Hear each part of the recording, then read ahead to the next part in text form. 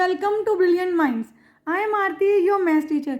आज हम स्टार्ट करेंगे अपने चैप्टर नंबर 13 फैक्टराइजेशन में से एक्सरसाइज टेस्ट योरसेल्फ। जो हमारी लास्ट एक्सरसाइज है, हमने बाकी सारी एक्सरसाइज ऑलरेडी कंप्लीट कर ली हैं।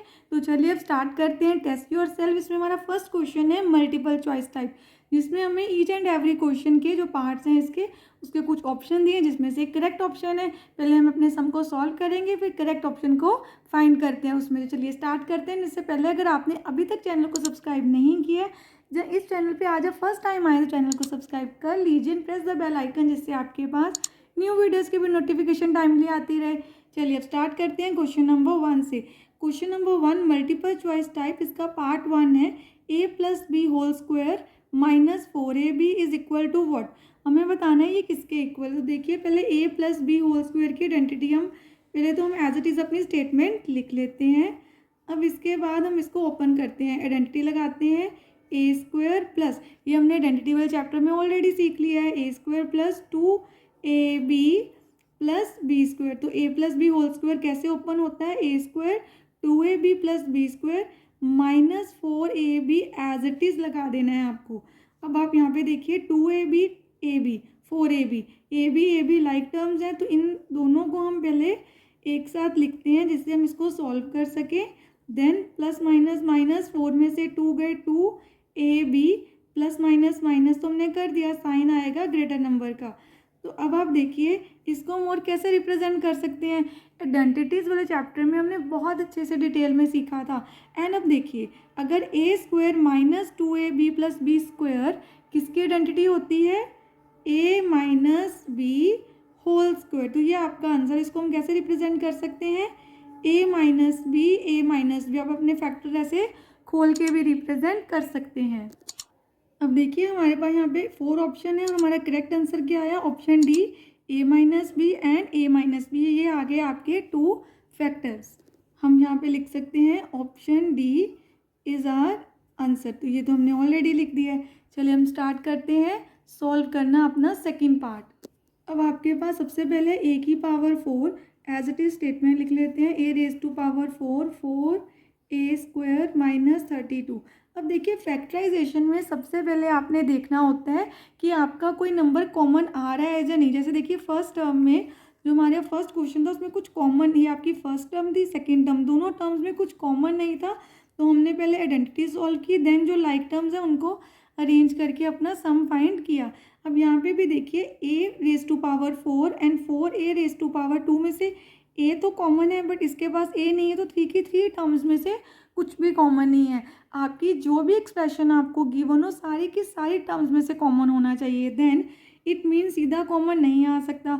हम इसकी ग्रुपिंग भी नहीं कर सकते क्योंकि इसमें टर्म देखिए जैसे इसका ग्रुप बन गया, इसके साथ ग्रुप बनाने के लिए कोई टर्म नहीं है हमारे पास। एंड थर्ड आता है हमारा पार्ट आइडेंटिटी लगाने का। आइडेंटिटी तब लगती है जब आपका फर्स्ट नंबर लास्ट नंबर्स जो होते हैं वो किसी के स्क्वायर हों। तो यहाँ पे तो 32 किसी का स्क्वायर नहीं है। तो देन हमारा फोर्थ क्या बचता है, आपका फोर्थ मेथड है मिडल टर्म स्प्लिटिंग, जिसमें हम अपनी मिडल टर्म को 2 पार्ट्स में स्प्लिट करते हैं, देन ग्रुप्स बना के उनमें से कॉमन फाइंड करते हैं। तो चलिए स्टार्ट करते हैं। अब देखिए आपको करना क्या है। अब हमें यहाँ पे क्या करना है, अपने लास्ट नंबर को फर्स्ट से करना है मल्टीप्लाई।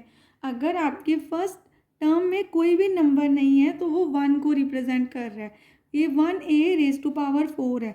तो जब आप 32 को 1 से मल्टीप्लाई करोगे आपके पास 32 ही आएगा। अगर माइनस का 32 है तो आप यहाँ पे माइनस लिख सकते हैं। देन अब आपको 4 क्या चाहिए, पॉजिटिव। अब देखिए कंसेप्ट क्या है, मिडिल टर्म स्प्लिटिंग में लास्ट नंबर जो हम लिखते हैं, ये रफ में हमने करके देखना है, वो आपका कोई ऐसे 2 नंबर्स आपने सोचने हैं जिनको मल्टीप्लाई करके 32 आए, प्लस जहाँ माइनस करने से क्या आ जाए 4।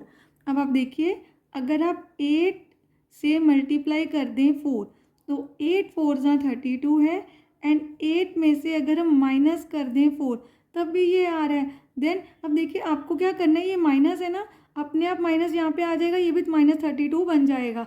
तो आपको इसका साइन इतना कंसीडर नहीं करना जितना यहाँ हमने साइन देखना है कि ये पॉजिटिव होना चाहिए। तो आपको फोकस करना है कि जो साइन देखिए यहाँ पे 4 पॉजिटिव है, हमें यहाँ पे भी पॉजिटिव बनाना है। तो 8 - 4 पॉजिटिव 4 ही आएगा।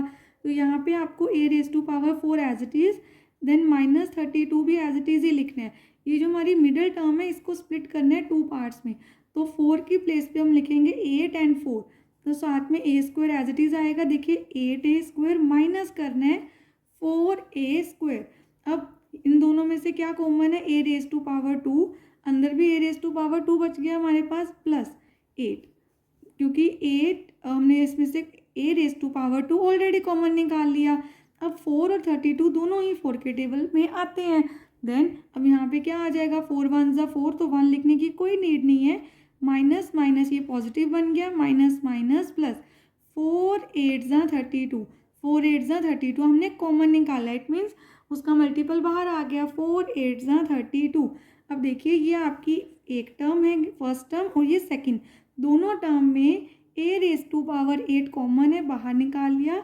अब हमारे पास इस टर्म में क्या रह गया, a स्क्वायर, क्योंकि ये तो बाहर आ गया, माइनस 4, क्योंकि ये नंबर ऑलरेडी बाहर, जब हम कॉमन निकालते हैं ना उसको 1 टाइम में लिखना है, बार बार नहीं लिखते। तो एक टाइम लिख दिया, 1 टाइम बाहर लिख दिया, बचा a raise to power 2 minus 4, ये आ गया। भी ये आपका आंसर नहीं है, कैसे, देखिए इसको हम फर्दर सॉल्व कर सकते हैं। कैसे, यहाँ पे तो हम नहीं कर सकते क्योंकि 8 किसी का भी स्क्वायर नहीं है, बट 4 होता है 2 का स्क्वायर, तो आप 4 को लिख सकते हो 2 raise to power 2, a raise to power 2 plus 8, then a plus b, a minus b। देखिए हमारी आइडेंटिटी होती है, जब भी आपके पास a square minus b square आएगा तो आपको लिखना है a plus B and a minus B. वही हमने लिखा, ये हमारी फर्स्ट टर्म a को रिप्रेजेंट कर रही है, 2 रिप्रेजेंट कर रहा है b को, तो a plus B a minus B, ये आ गया हमारा आंसर।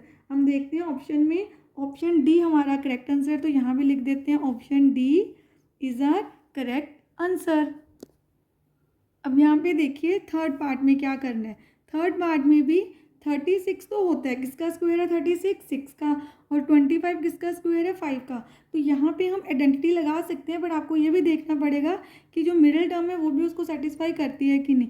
आइडेंटिटी में आपकी मिडिल टर्म होती है 2ab, तो इट मीन्स जब हम मल्टीप्लाई करेंगे तो 36 किसका स्क्वायर है 6 का। देखिए रफ में आपने समझ लेना है, 36 6 का स्क्वायर है तो ये हमारे a को रिप्रेजेंट कर रहा है, 25 किसका स्क्वायर होता है 5 का, ये b को रिप्रेजेंट कर रहा है। तो सेंटर में क्या होना चाहिए, 2 मल्टीप्लाई 6 मल्टीप्लाई 5, तो 2 6 12 5 60, ये इसकी पूरा रिप्रेजेंट कर रहा है। तो हम यहाँ पे आइडेंटिटी लगा सकते हैं।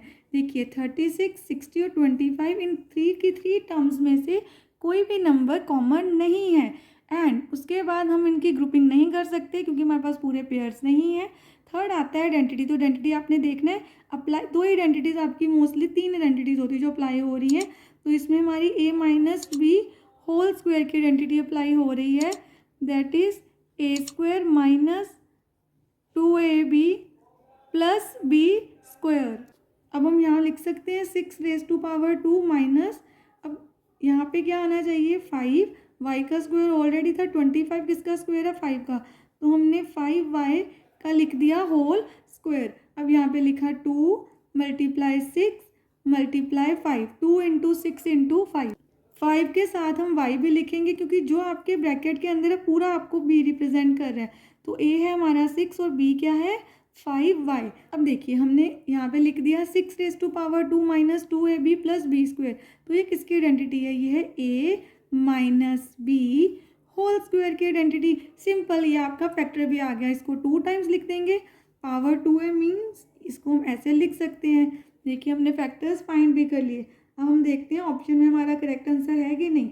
नो, यहाँ पे कोई भी ऑप्शन नहीं है, तो it means option D none of these, क्योंकि जो 3 ऑप्शंस हैं ए बी सी उनमें से ये आंसर से कोई भी मैच नहीं कर रहा, तो आपका आंसर आ गया option D none of these. अब देखिए फोर्थ पार्ट, अब ये आपकी फर्स्ट टर्म है x माइनस 2y का होल स्क्वायर माइनस दिस। अब देखिए इसमें से कुछ कॉमन है कि नहीं, पहले हम इसको एज इट इज़ लिखते हैं। देन अगर हम ध्यान से देखें दोनों में से 3 कॉमन है, तो x माइनस माइनस ये प्लस बन गया, x minus plus minus 2y। तो देखिए ऐसे कॉमन निकालने से सेकंड ग्रुप में से हमारे पेयर बन रहा था ना सेकंड पेयर, उसमें से 3 कॉमन आने से ये दोनों सेम बन गए। अब ये आपकी फर्स्ट टर्म है पूरी, और ये आपकी सेकंड टर्म है। यहाँ पे 1 2 3 टर्म्स थी, पर 3 कॉमन निकालने से ये पूरी की पूरी 1 टर्म बन गई। कैसे? क्योंकि अब 3 इससे क्या हो रहा है, मल्टीप्लाई, और जब भी मल्टीप्लाई हो रहे होते हैं वो टर्म न्यू टर्म नहीं बना रहे, प्लस माइनस आने से ही न्यू टर्म बनती है। तो यहाँ पे माइनस है, माइनस के बाद ये पूरा रिप्रेजेंट कर रहा है हमारे एक सिंगल टर्म को, और दोनों ही टर्म्स में x माइनस 2y कॉमन है, तो आप x माइनस 2y कॉमन निकाल सकते हैं। एंड आपकी देखिए यहाँ पे इसकी पावर 2 है, मीन्स x माइनस 2y एक ब्रैकेट में भी रह गया। देन अब इसमें से तो पूरा बाहर आ गया और बचा क्या हमारे पास 3, तो ये आ गए हमारे 2 फैक्टर्स। अब ऑप्शंस के अकॉर्डिंग देख लेते हैं हमारा आंसर क्या है। इस क्वेश्चन का भी ऑप्शन आया है आंसर ऑप्शन डी। चलिए अब हम करते हैं अपना 5th part, and 5th question number 1 का लास्ट पार्ट है। अब इसमें भी हम देखते हैं कि कॉमन आ सकता है कि नहीं। अब यहाँ पे हम देखिए तो हम इसमें से बी को कॉमन निकाल सकते हैं, बट आपने ये भी ध्यान देना, देखिए छोटी छोटी चीज़ें होती हैं नोटिस करने वाली। यहाँ पे x माइनस वाई है, x पहले बाद में y है, और जब हम यहाँ से b कॉमन निकालेंगे तो आपका y पहले आएगा और x बाद में आएगा। तो आपको क्या करना है, थोड़ा सा सम पहले से ही अरेंज कर लेना है। देखिए अब यहाँ पे मैं प्लस बी एक्स पहले लिख रही हूँ और माइनस बी वाई बाद में। इससे क्या होगा हमें बेनिफिट, देखिए आपकी टर्म सेम बनेगी, बी कॉमन निकाला, आपको मिला x माइनस वाई। अगर हम ऐसे ना करते तो आप सीधा ही, देखिए मैं आपको सॉल्व करके दिखाती हूँ, आपको और क्लैरिटी होगी कंसेप्ट की। अगर हम ना इसको अरेंज करते तो ऐसे ही b फाइंड करते तो आपको मिलता y and x negative, minus minus plus, minus plus minus. अब आपको y पॉजिटिव मिलता और x नेगेटिव, एंड ये दोनों टर्म सेम नहीं है क्योंकि आपके साइन भी सेम होने चाहिए। तो हमें यहाँ पे क्या करना पड़ता, अगेन एक माइनस कॉमन लेना पड़ता। तो हमने पहले ही अरेंज कर लिया, इसको पहले लिख दिया और इसको बाद, ये आपने थोड़ा सा देखना है और प्रैक्टिस से आपको और अच्छे से आ जाएगा। चलिए अब ये आपकी फर्स्ट टर्म है, सेकेंड टर्म है, दोनों में x माइनस वाई कॉमन है, तो हम x माइनस वाई को बाहर निकालते हैं। हमारे पास रह गया a, यहाँ पे पहले हम लिखेंगे a, and x minus Y की पावर 2 थी, मीन्स a फैक्टर है। जब भी आपके पास बाइनोमियल एक से ज़्यादा, मीन्स कोई भी पॉलिनोमियल है, बाइनोमियल, ट्राइनोमियल, कोई भी मल्टीनोमियल है, एक से ज़्यादा टर्म्स है, तो आपको ब्रैकेट में ही रखना है। प्लस ये तो ऑलरेडी बाहर है b, हम चाहें तो इसको ओपन भी कर सकते हैं, a को इससे मल्टीप्लाई करके। कैसे? अब देखिए ये एज इट इज़ रहेगा, a into X A X, A into Y A Y plus B. अब ये भी आपका आंसर है option D, correct answer A B C D में से। तो आपने नोटिस किया क्वेश्चन नंबर 1 के सारे पार्ट्स का आंसर आया है ऑप्शन डी। तो चलिए क्वेश्चन 1 हमने पूरा कंप्लीट कर लिया टेस्ट योर सेल्फ का, एंड आई होप सबको अच्छे से क्लियर है, आपको प्रैक्टिस करनी है। हम अब नेक्स्ट क्वेश्चन स्टार्ट करेंगे अपनी नेक्स्ट वीडियो में। मिलते हैं नेक्स्ट वीडियो में। अगर आपको कोई डाउट है तो आप कमेंट सेक्शन में लिख सकते हैं। अगर आपको वीडियो अच्छी लगी है तो please like, share, subscribe and press the bell icon, जिससे आपके पास न्यू वीडियोज़ की भी नोटिफिकेशन टाइमली आती रहे। Thank you for watching.